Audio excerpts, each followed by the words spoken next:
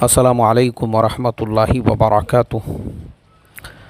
बिस्मिल्लाहिर्रहमानिर्रहीम नहमदुहु व नुसल्ली अला रसूलिहिल करीम व अला आलिहि व अस्हाबिहि अजमईन। अम्मा बाद, मोहतरम भाइयों, बुज़ुर्गों, दोस्तों, ये हमारा इस्लाह मुआशरा का 1437वां सबक है।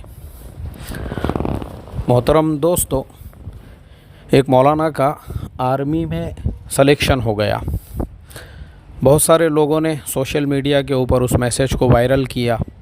कुछ लोगों ने वीडियो बनाकर भी डाल दिया, देखिए हमारे एक आलिम दीन, उनका आर्मी में नंबर लग गया है। देखो, असल में ये तमाम बातें जो है ना, नादानी वाली है। इस तरीक़े से किसी इंसान का अगर आर्मी में नंबर लगता है तो उसको सोशल मीडिया पे चलाना, इससे आप आर्मी के लोगों को और जिन लोगों तक आपका मैसेज पहुंच रहा है उनको आप चौकन्ना कर रहे हैं, बल्कि आप जो है ना वो ख़ुद मौलाना को शक के दायरे में लाकर खड़ा कर रहे हैं। हालांकि ये बड़ी खुशी की बात है, लेकिन ये खुशी की बात किसके लिए है? सिर्फ़ उनके माँ बाप के लिए है, जिन माँ बाप ने उन आलिम दीन को पैदा किया। मैं जहाँ तक समझता हूँ, बाकी जितने लोग आप सोशल मीडिया पे इस मैसेज को चला के अगर ये समझ रहे होंगे इससे लोगों को बहुत खुशी होंगी, इससे जो है हमारे रिश्तेदारों को खुशी होंगी या दोस्त अहबाब को खुशी होंगी, तो ये आपकी बहुत बड़ी गलतफ़हमी है। इसलिए कि मैं आज आपको कुछ फैक्ट बताने वाला हूँ, कौन सी बातों को हमने सोशल मीडिया पे शेयर करना चाहिए, कौन सी बातों को नहीं करना चाहिए, किन मैसेजेस को चलाना चाहिए, किन मैसेजेस को नहीं चलाना चाहिए। देखो, ये हमको मिलेगा सीरत से। अल्लाह के नबी सल्लल्लाहु अलैहि वसल्लम की सीरत में ग़ज़वा तबूक के मौके पर जब निकलने का मौका आया तो आपने अलल ऐलान सबको बता दिया पहले से ही कि तबूक की तरफ जाना है। क्यों? आप जानते थे कि सफ़र लंबा है और जिससे मुकाबला है वो रोम का बादशाह है, तो इसके लिए मुकाबला जो होने वाला है वो मुकाबला दूर होने वाला है और बादशाह से होने वाला है। यानी उसमें अगर उसको पता भी चल गया कि ये लोग लश्कर लेके आ रहे हैं तो इससे हमको कोई नुकसान होने वाला नहीं है। उसके बिलमुकाबिल बाकी के ग़ज़वात अगर आप देखोगे, ग़ज़वा बद्र है, सुबह निकलने तक किसी को पता नहीं है किधर चलना है और कहाँ निकलना है। उहद है। बाकी के ग़ज़वात देखो आप, खंदक के अंदर आप सल्लल्लाहु अलैहि वसल्लम की जो प्लानिंग थी वो पता ही नहीं चली मुशरिकीन मक्का को, जब तक कि वो मदीने के अंदर पहुँच गए तब उन्होंने देखा, ओहो, इन्होंने तो पूरी खंदक बना ली है। तो ये सारी बातें हमको सीरत से सीखने के लिए मिलती है, कौन सी बातों को छुपाना चाहिए, कौन सी बातों को बताना चाहिए। लेकिन हमको इसका शुऊर नहीं है। अब हमारे यहाँ प्रॉब्लम ऐसा है कि जो बातें हमने अलल ऐलान बयान करने की है वो बातें हम काना फूसी में एक दूसरे के सामने उसका मुज़ाकरा करते हैं। जैसे ही किसी को देखे फ़ौरन एक दूसरे को कोनियाँ मारना शुरू हो जाते हैं। तो वो बेवकूफ़ों में ये शुऊर ही नहीं होता है, अरे भाई कौन सी बात बताने की है, कौन सी बात छुपाने की है। और जो चीज़ छुपाने की है, अब एक आदमी का आर्मी के अंदर नंबर लग गया। आर्मी गवर्नमेंट का एकदम सेंसिटिव शोबा होता है। आर्मी के अंदर अगर आपका नंबर लगा है, माशाल्लाह, बड़े खुशी की बात है। लेकिन इस तरीक़े से उसका हंगामा मचाना, बाकी लोगों को जो है ना वो चौकन्ना करना है। अभी जैसे मिसाल के तौर पे सब लोग जो है ना, सब लोग वो हमारे से मोहब्बत करने वाले नहीं हैं। बहुत सारे जो है जलन करने वाले भी होते हैं। उनको इस चीज़ की भी जलन होती है कि ईमान वाले इतनी तरक्की क्यों कर रहे हैं, ईमान वालों के ऐसे बड़े बड़े गवर्नमेंट के जो है इदारों में नंबर कैसे लग रहे हैं, फिर एक मौलवी का नंबर कैसे गया वहाँ पे लग गया। अब मुझे बताओ, आप अगर वैसे ही लोगों में किसी के पास में वो वीडियो चला गया और वैसा कोई इंसान जो है इसकी इंक्वायरी के अंदर लग गया और फिर उसने आगे चल के कुछ काड़ी किया, तो आप बताइए मुझे उसका ज़िम्मेदार कौन होगा। दूसरी चीज़, आपके अपने भी जो रिश्तेदार है, अगर किसी को ये लगता होगा ना कि आपकी तरक्की देखकर या आपका नौकरी के लिए नंबर लग गया या आपका जॉब के लिए नंबर लग गया, तो आपके दोस्त अहबाब बहुत खुश हो रहे होंगे, आपके बस्ती वाले बहुत खुश हो रहे होंगे, आपके महल्ले वाले बहुत खुश हो रहे होंगे और आपके ख़ानदान वाले बहुत खुश हो रहे होंगे, तो आपसे बड़ा बेवकूफ़ और आपसे बड़ा नादान कोई भी नहीं है। इसलिए कि खुशी सिर्फ़ और सिर्फ़ आपके माँ बाप को होंगी। आपके माँ बाप के अलावा जितने भी हैं ना बाकी के, उनको सिर्फ़ आपसे हसद होगा, उनको सिर्फ़ इस चीज़ की जलन होगी कि आपका नंबर क्यों लगा। बस वो इसी हसद में रहेंगे, वो इसी जलन के अंदर रहेंगे और इसी हसद और जलन के अंदर जो है ना वो कुड़ते रहेंगे। वो ये सोचते रहेंगे कि आपका नंबर क्यों लगा।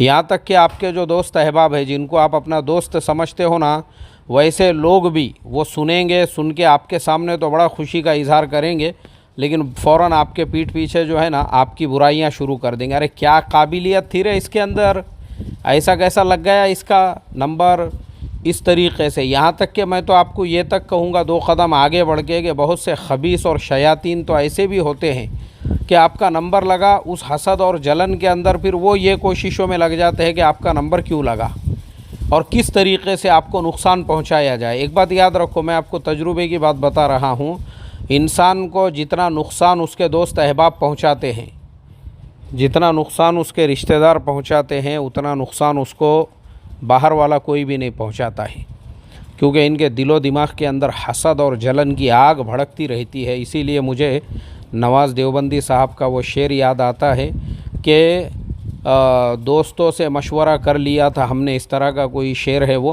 कि दुश्मनों को भी हमारे प्लानिंग की पहले से ख़बर हो गई, दोस्तों से मशवरा कर लिया था हमने, इस तरीक़े से उनका एक शेर है। तो इसके लिए जो है ना भाई, ये सब चीज़ों में चौकन्ना रहने का, मैंने इससे पहले भी, अच्छा मैं एक हदीस भी सुनाता हूँ साथ में आपको। अल्लाह के नबी सल्लल्लाहु अलैहि वसल्लम की हदीस है कि अपने कामों को राज में रखकर अल्लाह की मदद हासिल करो, यानी ऐसे जो काम हैं आपके, और जो अलल ऐलान बोलने की चीज़ है उसमें किसी के बाप से मत डरो। अब हमारा प्रॉब्लम मैंने आपको वही बताया, अभी मैं आपको मेरी मिसाल देता हूँ। चलो अब आखिरी में, मैं एक मस्जिद में इमामत करता था और इमामत के साथ में जो है ना, मैंने 3 सालों तक मैं एक कंपनी में जॉब करता था, मेरे एक मुसल्ली को भी पता नहीं था।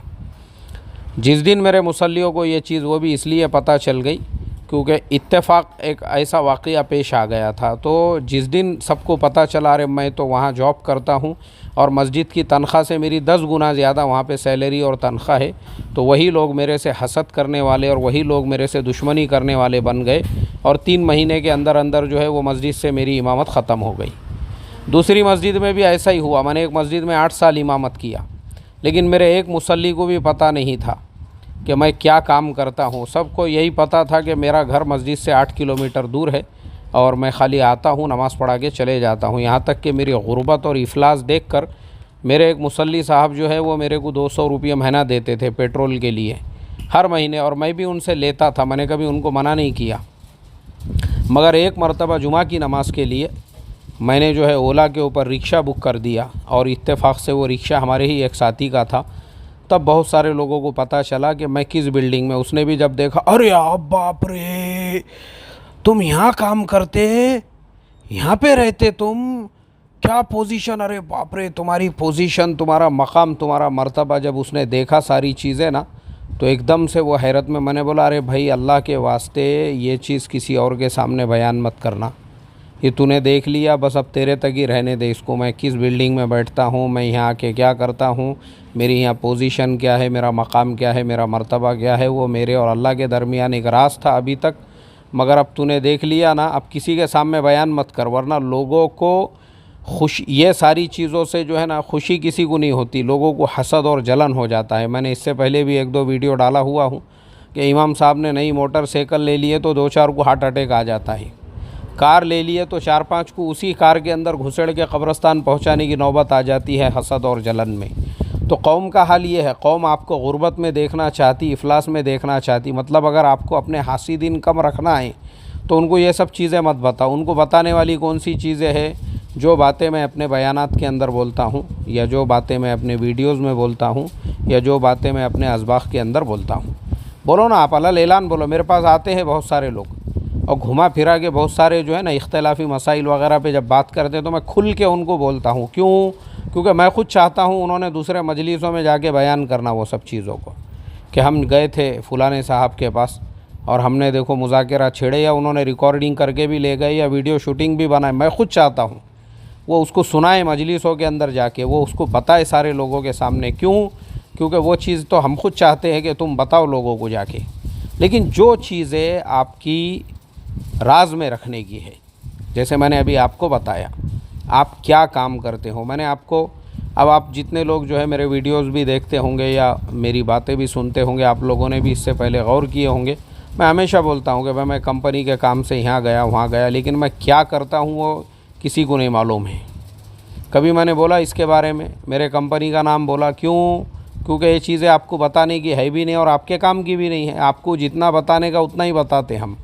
अब हमारा प्रॉब्लम ये है, हमको इसका शऊर ही नहीं है। जो चीज़ें नहीं बताने की है वो चीज़ें जो है ना, हम उस पर वीडियो बना के डाल रहे हैं। आर्मी में नंबर लग गया और ऐसा हो गया और वैसा हो गया। अरे भाई क्या बोलूँ अभी मैं हंसी आती मुझे ये सारी चीज़ों के ऊपर। बस अल्लाह से मैं दुआ करता हूँ, अल्लाह ताला हम तमाम को जो है ना सीरत से सीखने वाला और उसका थोड़ा सा शऊर अता फ़रमाए। अस्सलामु अलैकुम व रहमतुल्लाहि व बरकातुहू।